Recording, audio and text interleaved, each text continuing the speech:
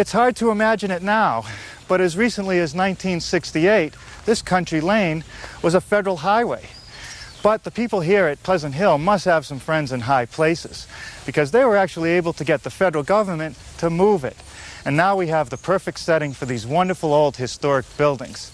And that's the one I want to go to next, the center dwelling. Greetings, sister.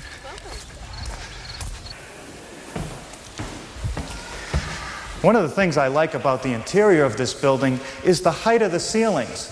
They're over 14 feet. And I also noticed these arches, very tight arches. And I'm told they're characteristic of the architecture here at Pleasant Hill. Now, there are 40 rooms in this building, and most of them are chock full of Shaker furniture. This one was set up as a retiring room. A couple beds, a rag rug, and a familiar-looking chest. Oh, and there it is in the cloakroom, a painted blanket chest. It has a couple nice drawers, and underneath this lid, a large storage compartment. And look at this sticker, 7 very best blankets. I better take some notes on this one. I'd also like to take a moment to talk about shop safety. Be sure to read, understand, and follow all the safety rules that come with your power tools. Knowing how to use your power tools properly will greatly reduce the risk of personal injury. And remember this, there is no more important safety rule than to wear these safety glasses. Now I'll show you how I built today's project. In order to appreciate the joinery in a piece of furniture such as this, you have to respect the movement of wood. When the humidity goes up, wood expands. When it gets dry, it shrinks. Now, this breadboard edge I've installed on the top is decorative, and it adds strength to the top. But if I was to glue this joint, rather than hold it in place with dowels that have slots so that it can move, the top would probably crack if it was to shrink. The same thing holds true in the main part of the chest. The sides have panels with vertical grain, and the front and back has panels with the grain running across. Now, if I was to glue these joints and secure them permanently, they would probably split. The panels would split. Now, the corners could be also joined just using a simple butt joint, no glue, and just nails. But that's not very strong. So what I've done is used a rabbeted joint that we see so frequently in Shaker pieces of furniture. Now, to start the project, I glued up several pine panels. It's 1x6 and 1x8 D-Select pine. You've seen me make a lot of these. Almost every furniture project needs panels. The glue has been scraped, I've sanded them down, and now I'm ready to size them. I always make the panels a little wider and longer than what I need. The first thing is to get a nice straight square edge, and that's best done at the joiner.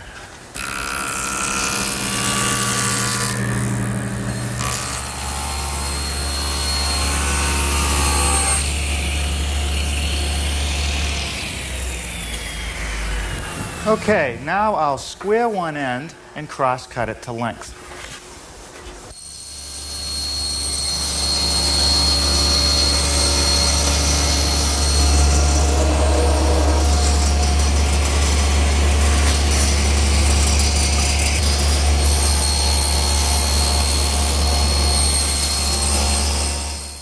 The next milling operation for the side panels is to cut some dados, which will support the bottom shelf, the shelf on which the top drawer rides, and the actual bottom of the blanket chest.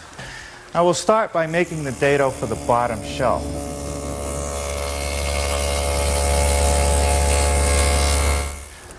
Now I'll readjust the rip fence for the top dado cut. And I can't use my built-in tape measure because of the thickness of the dado cutter. So I'll use my tape and measure to 22.5 inches.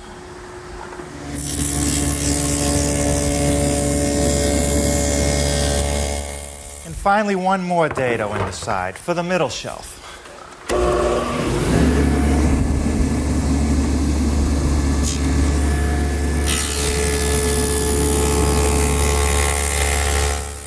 Next, let's make some rabbets in the side panels.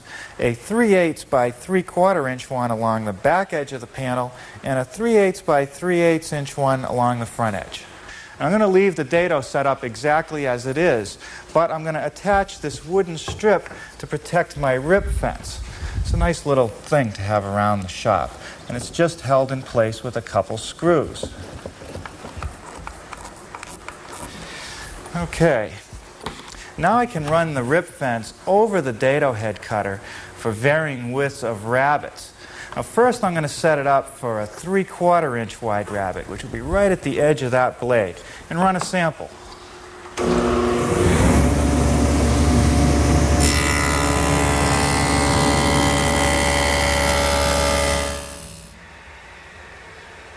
Well, that's pretty good. That's as close as I'm going to get to 3/4.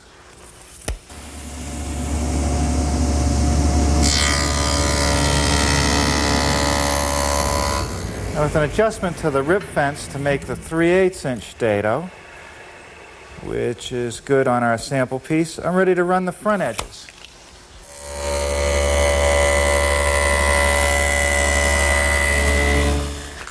Now there's one more thing to do to the side panels, and that's to make this cutout which forms the legs.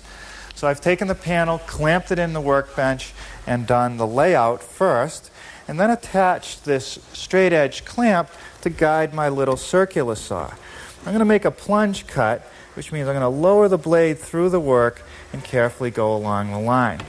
You want to take your time because I want a nice crisp cut.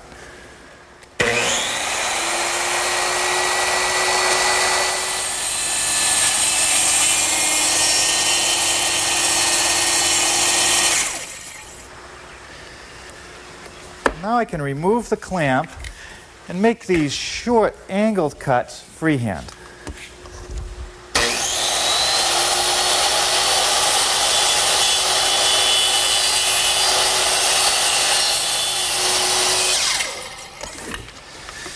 All right, now I'll just finish off the corners using my trusty old hand saw.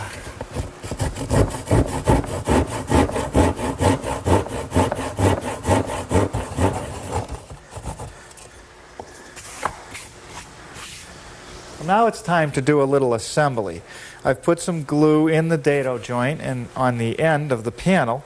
It's okay to glue these because all the grain is running in the same direction. Now I'll just nail it in place using some 4-penny finish nails in my pneumatic nailer. Now you'll notice that I've rabbited the bottom edge of this top panel, that's the bottom of the chest, and that's to receive the 1/4 inch plywood back that goes behind the drawers that I'll be putting on a little bit later. Okay, next piece to go in is the bottom shelf. We'll just slip that into the dado and also nail it in place.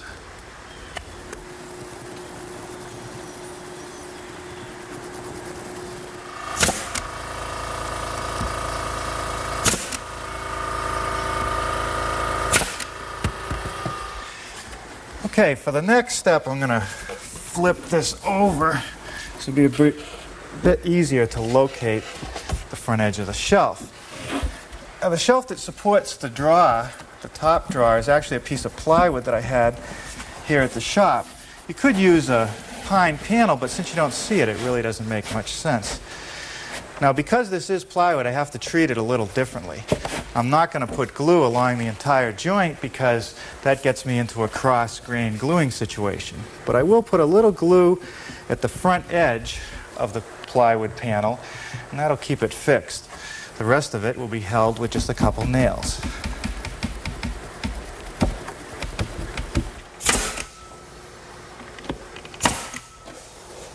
Okay, now let's flip it back around again so that the back side of the chest is facing up, and we'll put on the 1/4 inch plywood back.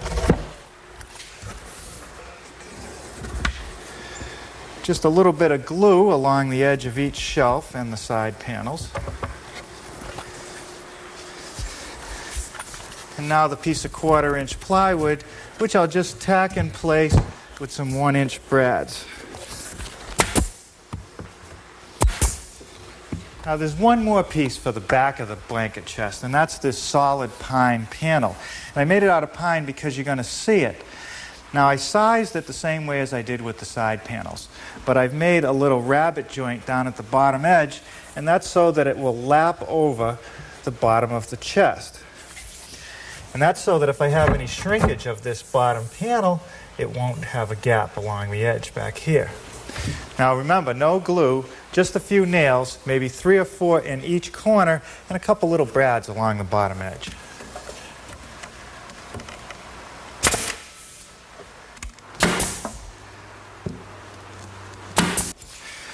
Okay, now I'm just going to flip the whole case over so I can put the front piece on.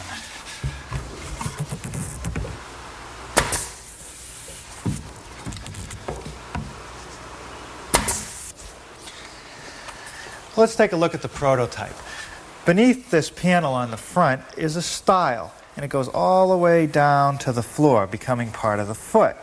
Now to make that piece, I'll start out with some stock that's a little bit longer and wider than what I need, and I'll rabbet one edge to fit over the side panel.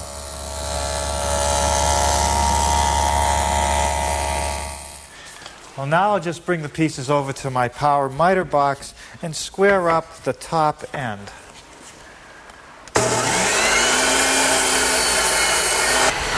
All right, first we'll check the fit up at the top.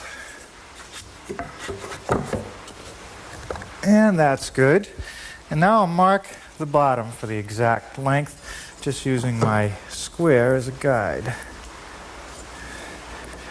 And now we can trim that.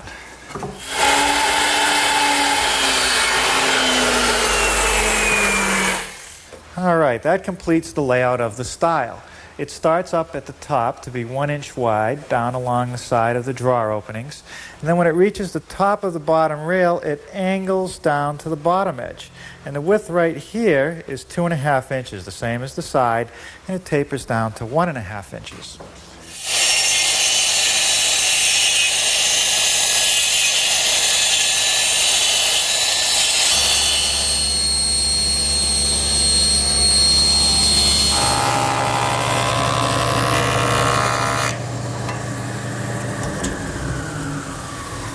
Well, now I can cut the other one, and then we'll install them.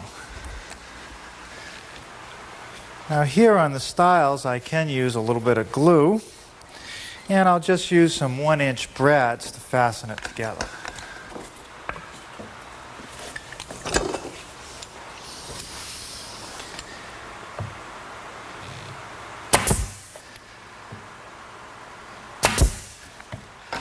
Well, now this is the easy rail, just a couple straight cuts on each end.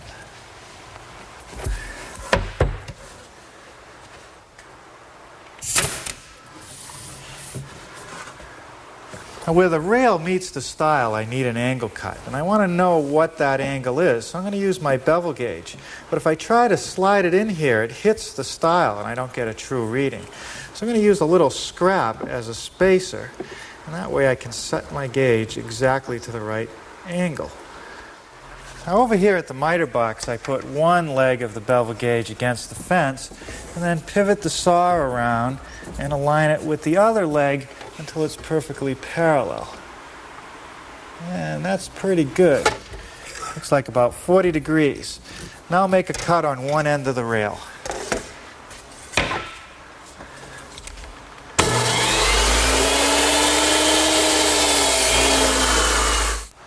Okay, that fits pretty good.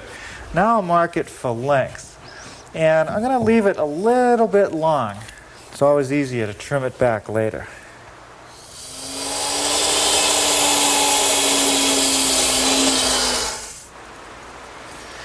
Okay, just a little bit of glue on this rail, and I'll nail it in place with some 4-penny finish nails.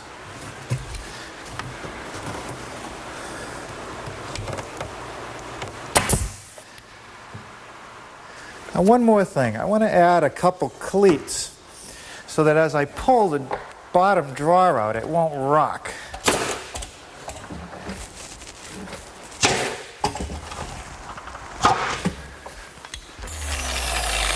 Well, now I'll just sand everything smooth and flush using my random orbit sander, which will leave any swirl marks even when I sand across opposing grains.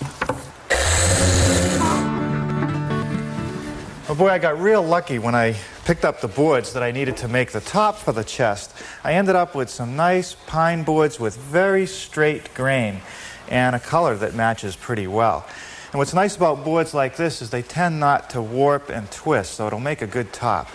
I also have a couple pieces set up here cut from the same board to make the breadboard edges.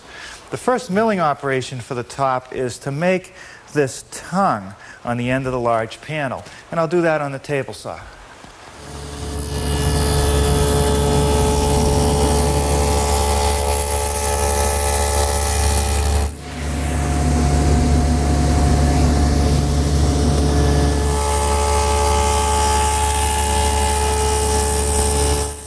Now, the next step is to make a corresponding groove in the breadboard edge. And the trick here is to have a groove that's snug and perfectly centered. If it isn't centered, you may have to sand some off of the edge or the top to make it nice and even. I have a little trick to help do that. I set the stacked dado up so that it's a little bit narrower than the finished groove that I need. But I very carefully align the rip fence so that the amount of material remaining is just right. So when I make one pass through on one side and then flip the edge around, I'll end up with a groove that's perfectly centered. Watch.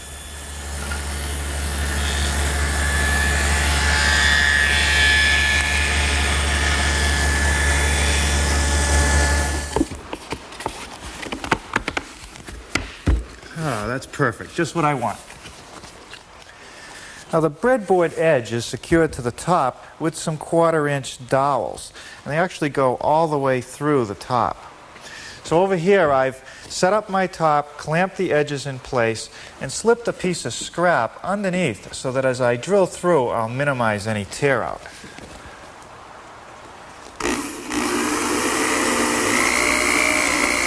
And I want to elongate the holes on each end so that the top can expand and contract freely. And I'll just use my drill.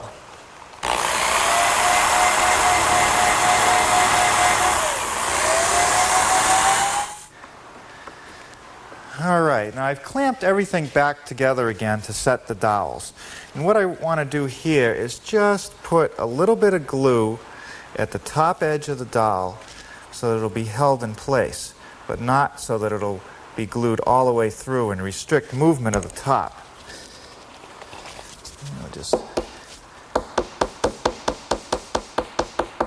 That should do it. I want to sand down those dowels on the top, but not until they're dry. So we'll start working on our drawer construction. Now, both drawers are different sizes, but all the construction details are the same. The front is a piece of 3/4-inch pine, and I've rabbited it on all 4 edges so that it'll overlap the face frame. We'll start making that rabbet over here at the table saw, which is still set up with the dado head cutter.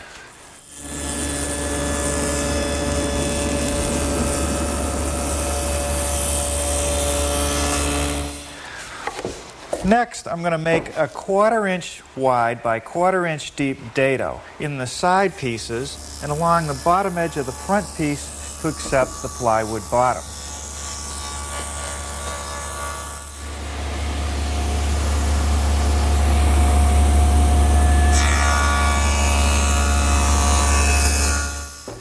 The next step is to put a dado right in the edge of the side piece, and that'll help secure the back.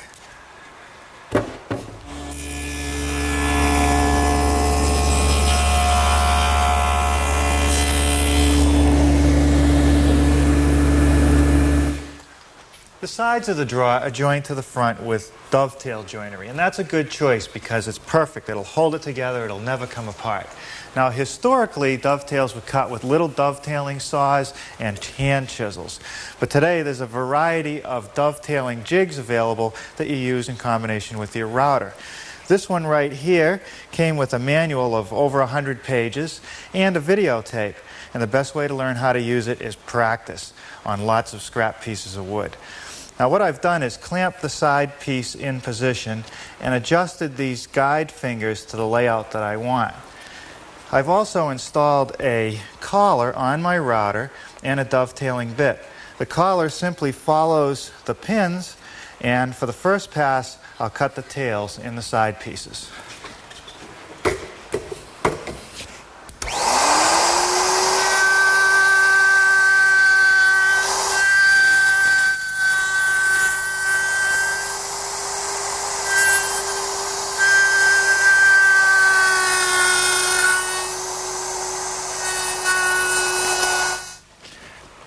Okay, now I've made a couple adjustments to the jig, and I've installed one of the drawer fronts horizontally.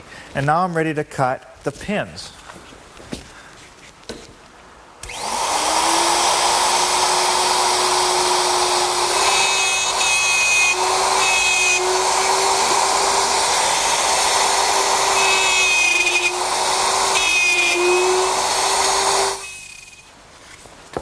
Now the last thing that I have to do before I can assemble the drawers is round over the front edges. And to do that, I'm going to use my router table, which is set up with a 1/4 inch rounding over bit.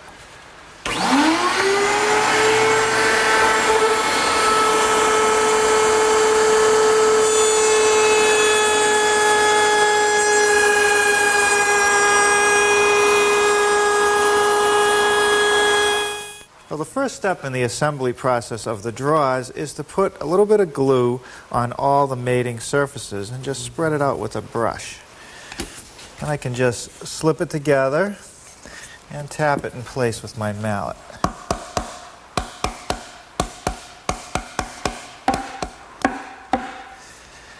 Okay, next I'm ready for the back, but first I'll put a little glue in the dado joint.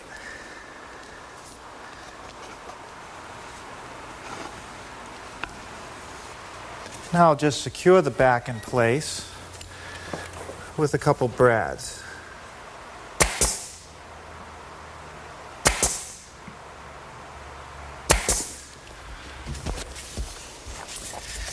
Now I'll just slip the bottom piece of plywood in.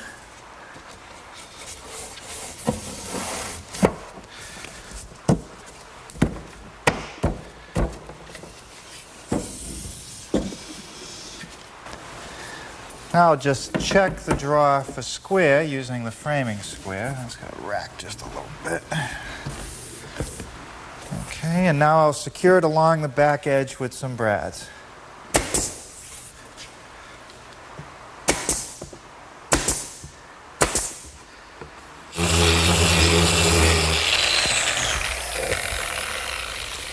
All right, now that's nice and smooth. Now I'm ready to hinge the top to the chest.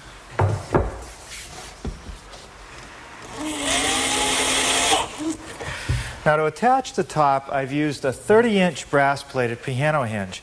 Nothing fancy, just surface-mounted. Should be more than enough to handle the top. Now let's get to finishing this piece. Now for the inside of the chest, where blankets might be stored, I'm using a water-soluble satin polyurethane. And that'll do a good job protecting the wood. Now for the exterior surfaces of the chest, the final coat is going to be a color coat latex enamel. But before I can put that on, I'm putting on a coat of primer. And I've added a little tint to the primer so that the final coat will cover a little bit better.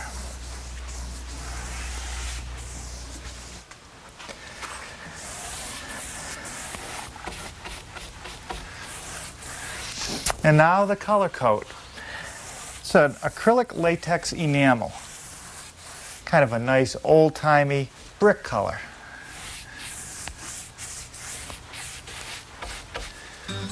Well, this is what our blanket chest looks like when it's all finished. And I think the Shakers would have recognized it as one of their designs. And I would hope that they would like the way ours turned out.